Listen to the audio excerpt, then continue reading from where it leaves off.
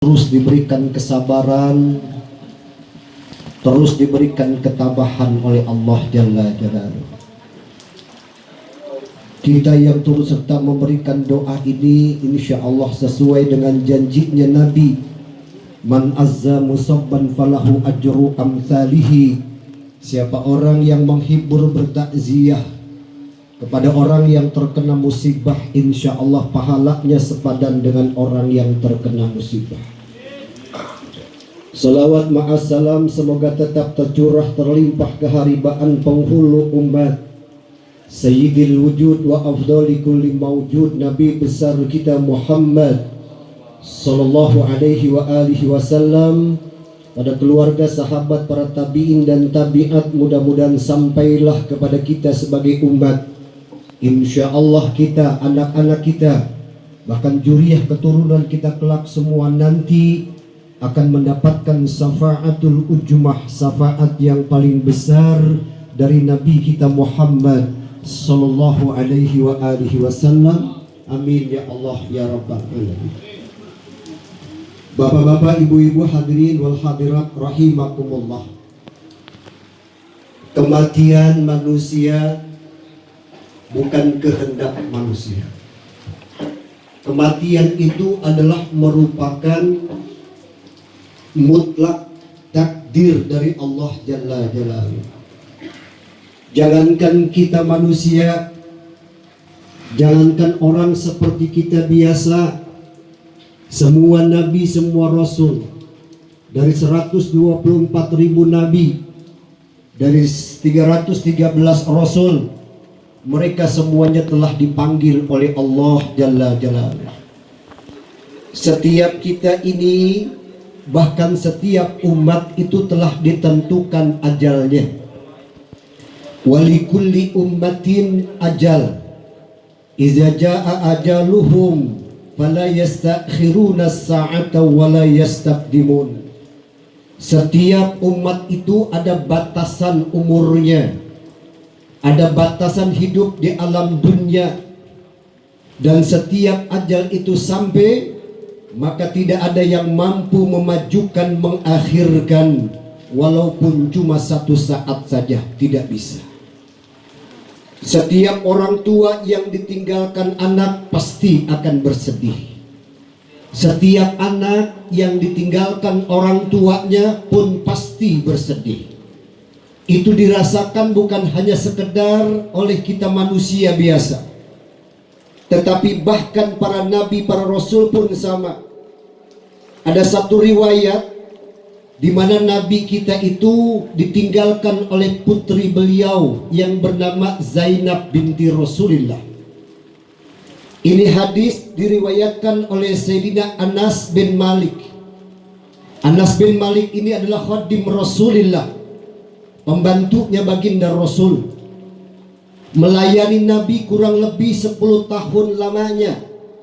Karena saking cintanya Nabi kepada Anas bin Malik, ini didoakan oleh Nabi kita, Allahumma akthir malahu wa waladahu wa barik fihi wa adkhilhu jannata. Kata Nabi dalam doanya, ya Rabb, banyakkan hartanya Anas bin Malik, banyakkan anaknya Anas bin Malik, hidupnya ya Allah berkahi, dan masukkan Anas bin Malik ke dalam surga.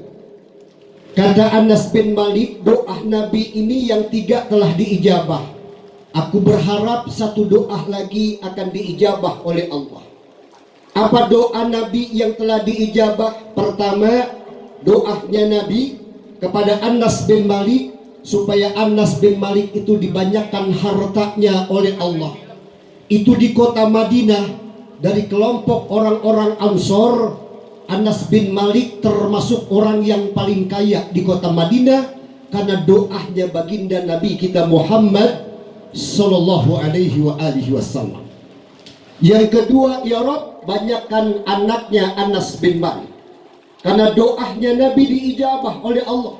Anas bin Malik mempunyai anak 127 anak. Yang laki-lakinya ada 125, yang perempuannya ada 2. Jadi jumlah semua Anas bin Malik, karena doanya Nabi diijabah oleh Allah, jadi 127 anak, laki dan perempuan. Masya Allah. Kita bisa bayangkan bagaimana orang tua yang memiliki anak sampai 127 anak. Kalau bukan karena lantaran doanya baginda Rasulullah Sallallahu Alaihi Wasallam, mungkin tidak bisa terkabul. Tapi karena ini doanya Nabi, diijabah oleh Allah. Lalu wabarik fihi, ya Allah berkahi hidupnya Anas bin Malik. Itu di kota Madinah, kebun kurmanya Anas paling luas, di mana orang-orang punya kebun kurma itu panennya setahun cuma sekali. Tapi Anas bin Malik ini panennya setahun 2 kali. Nah, tinggal satu doa lagi yang belum diijabah, yaitu masukkan Anas ke dalam surga dalam doanya Nabi. Nah, Anas bin Malik ini menyampaikan riwayat ketika Zainab binti Rasulullah diwafatkan oleh Allah, Nabi sendiri yang mengiringi jenazahnya di belakang, dan Nabi sendiri yang memasukkan jenazah Zainab binti Rasulullah ini ke liang lahat. Nah, Anas melihat bagaimana kondisinya Nabi saat itu ketika memasukkan putri beliau ke liang lahat. Mukanya pucat pasi, ketakutan yang sangat luar biasa. Masya Allah, seorang Nabi takut ketika anaknya meninggal dunia. Tapi ketika keluar dari kuburan itu, dilihat oleh Sayyidina Anas, wajahnya Nabi berseri-seri, bergembira. Subhanallah. Timbul pertanyaan para sahabat, ada apa ya Rasulullah? Ketika kau masukkan putrimu ke liang lahat, kau memiliki wajah yang sangat pucat pasi, tapi setelah kau keluar, kau seakan-akan bergembira dengan kabar yang datang dari Allah Jalla Jalaluhu. Maka Nabi pun menyampaikan kepada para sahabat, terutama kepada Sayyidina Anas, wahai Anas bin Malik, kenapa bisa seperti itu? Aku sebetulnya ketika memasukkan putriku Zainab, aku khawatir terhadap himpitan tanah. Aku takut terhadap siksaan yang ada di dalam kuburan, kata baginda Rasul. Sehingga wajah Nabi begitu sangat pucat pasi, ketakutan terhadap anaknya, ketakutan terhadap putri beliau. Ini seorang Nabi yang tidak ada tandingannya di alam dunia ini. Tidak ada. Dari 313 Rasul, ini Nabi yang paling mulia. Tapi ketika ditinggalkan seorang putri, beliau pun menangis, mencucurkan air matanya karena takut anaknya disiksa di dalam kuburan. Masya Allah. Sampai Nabi terus berdoa kepada Allah, Allahumma barik li fil maut wa fima ba'dal maut. Ya Rabb, berkahi aku saat menghadapi kematian. Ya Rabb, berkahi aku setelah aku wafat nanti. Bahkan dalam doa yang lain Nabi kita terus berdoa kepada Allah, Allahumma a'inni alal maut wa hawwinhu alayya. Ya Allah, tolonglah hambamu ini menghadapi kematian dan mudahkan kematian itu bagi hambamu ini. Allahu Akbar walillahil hamd.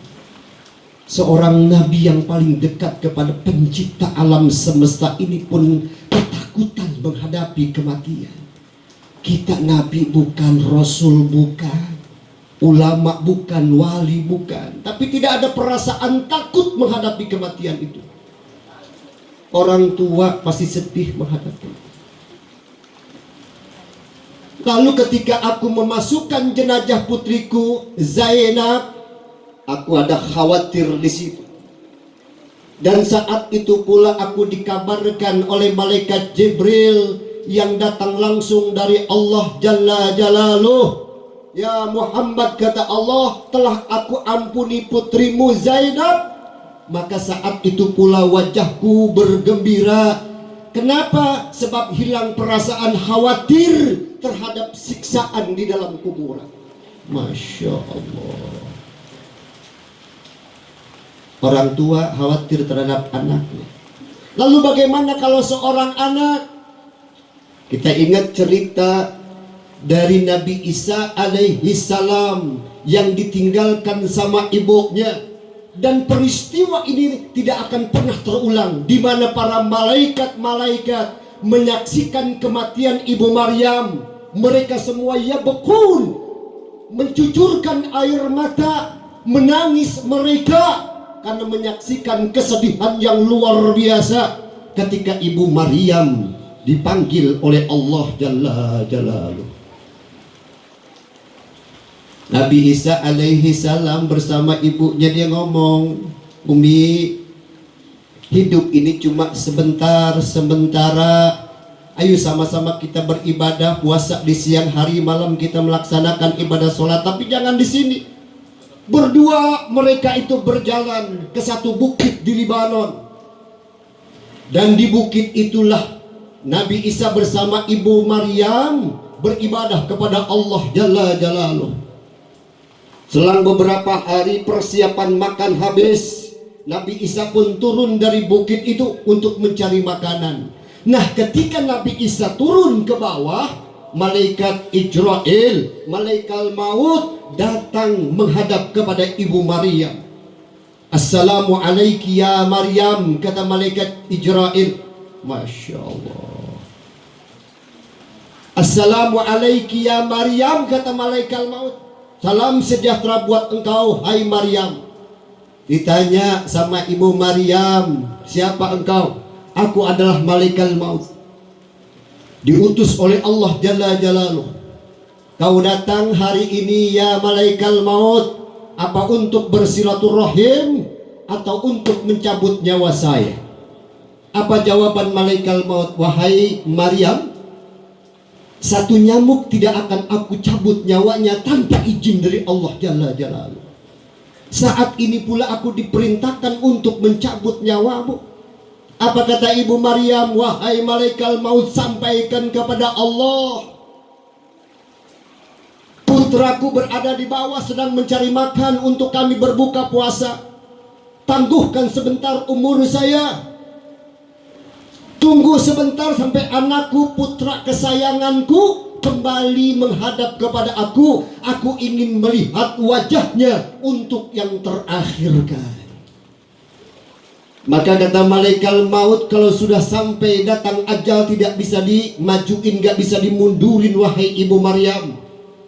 Sesuai dengan firman Allah dalam surah An-Nahl ayat 61, idza jaa ajaluhum la yastakhiruna sa'atan wa la yastaqdimun. Kalau ajal seorang hamba sampai, tidak ada yang mampu memajukan, mengakhirkan, walaupun cuma satu saat saja. Bahkan kalau kita baca dalam akhir surah Al-Munafiqun, bagaimana orang-orang yang berada di dalam kuburan, dia ingin kembali ke alam dunia, ditangguhkan umur sebentar. Rabbi laula akhartani ila ajalin qarib fa asaddaqa wa akum minas salihin.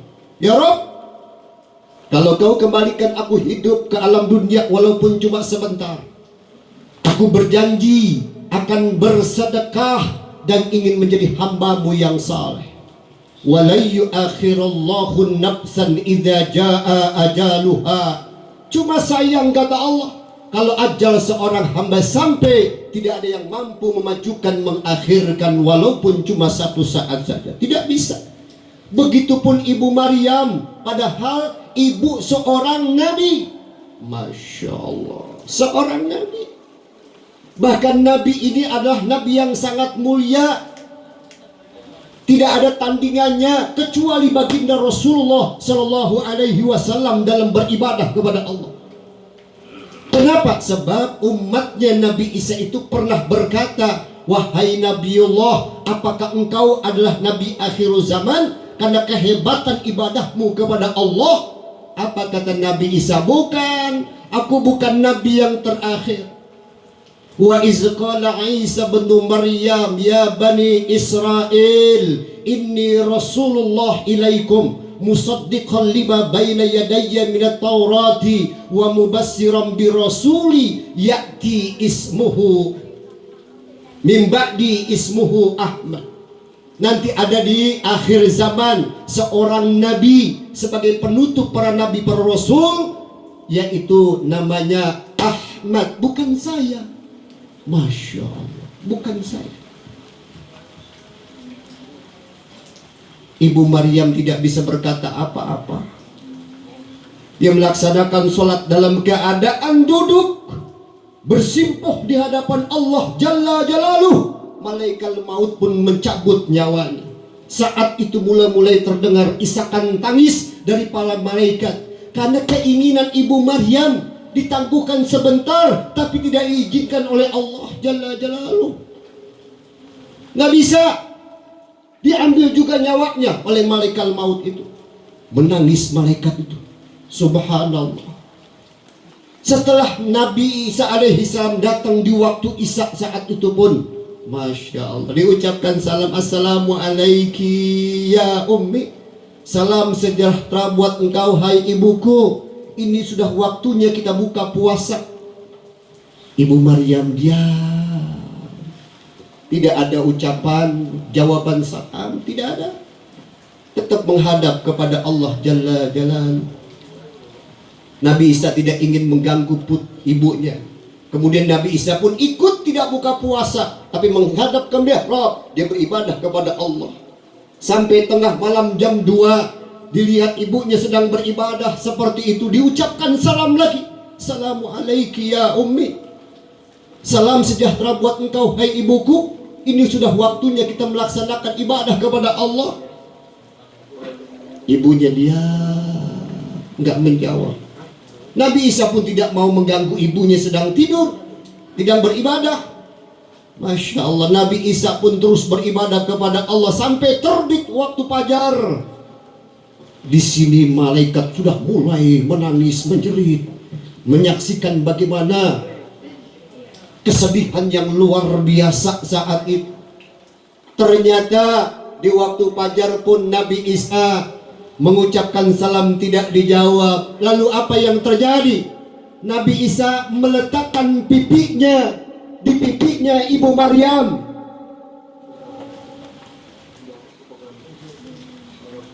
Didekatkan tangannya. Saat itu pula Nabi Isa mengetahui ternyata ibunya ini telah dipanggil oleh Allah Jalla Jalaluh. Telah dipanggil menghadap kepada Allah Subhanahu wa ta'ala. Sudah dalam keadaan wafat ibunya, menangis Nabi Isa sambil mengatakan, ya Allah, siapa yang akan mendampingi saya dalam berdakwah menyebarkan agama ini? Karena selama ini ibuku yang mendampingi saya. Masya Allah. Kita ditinggal orang tua tidak mungkin seperti ini. Karena saya yakin bahwa di sini keluarga pasti sedih ditinggal sama ibunya, ditinggal sama orang tuanya, ditinggal sama saudaranya. Tapi coba perhatikan bagaimana kehebatan ketika Nabi Isa alaihissalam menghadapi ibunya dipanggil oleh Allah Jalla Jalaluh. Nabi Isa lari turun ke bawah mencari orang-orang untuk mengurus ibunya. Tapi sampai di bawah tidak ada satupun orang yang ingin membantu Nabi Isa alaihissalam. Apa dasarnya? Jawaban mereka semua sama. Wahai Nabiullah, tidak ada satupun selama 300 tahun di antara kami yang datang ke bukit itu. Karena di bukit itu tempatnya binatang-binatang yang besar yang berbisa. Masya Allah. 300 tahun